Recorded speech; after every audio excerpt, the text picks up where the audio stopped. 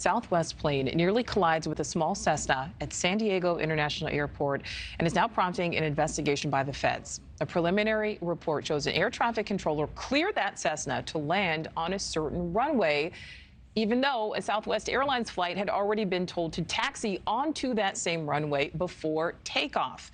An initial review later showed the Cessna had passed over the top of the Southwest plane by about 100 feet. Now, this is just the latest in a string of planes coming dangerously close to hitting one another at airports nationwide this year. If this trend continues, it would mark the highest rate of near-miss accidents in decades. That is certainly a record we're not trying to set. Joining us now for more insight, NewsNation travel editor Peter Greenberg. Peter, thank you so much for your time.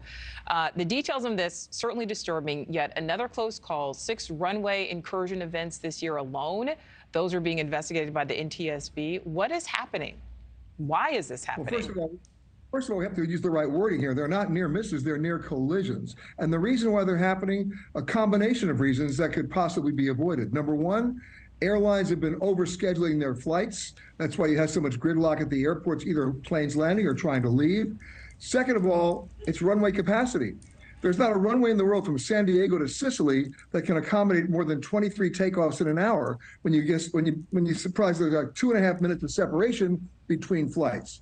That's why are the airlines allowed to schedule 34 departures at 8 o'clock in the morning? The math doesn't add up. But the biggest component part of this problem is actually ATC traffic scheduling and staffing.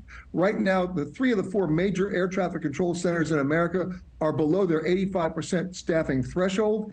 And because of that, it's the sheer numbers here, they have to slow it down. At the same time, they're trying to slow down the flow when the traffic, in fact, is actually increasing. All right, so Peter, you said the math just doesn't add up there. So are more events like this really happening, or does it just seem like they are because we're talking about them each time? Well, in any given day, if you listen to the air traffic control tower radio conversations, you'll see that a lot of times they just have to maintain the separation. Sometimes the plane will taxi on the runway too soon. They can avoid that. They have enough time. But it's going to happen more and more simply because there are not enough traffic controllers to handle it, and the traffic itself is increasing. They're going to have to figure this out. Well, is it going to take some type of tragedy for real change to come about? I hate to even ask that, but I am. Yes, you just did.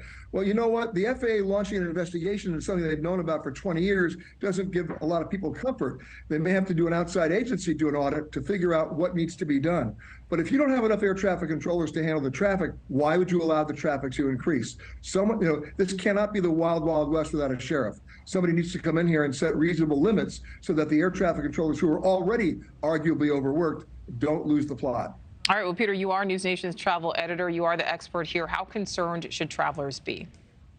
Right now, not that concerned, given the sheer volume of traffic and what they're able to accomplish. But the ingredients are there. We're aware of them now. And once you're aware of something and you don't deal with it, now we're dealing in areas of negligence. So it's time for people to at least talk to their elected representatives, the U.S. Department of Transportation, and of course, the FAA to figure out a way forward. Yeah, before there is a tragic incident. All right, Peter Greenberg, thank you. Thank you for watching. Go to newsnationnow.com to find NewsNation on your television provider. And don't forget to click the red subscribe button below to get more of NewsNation's fact-driven, unbiased coverage.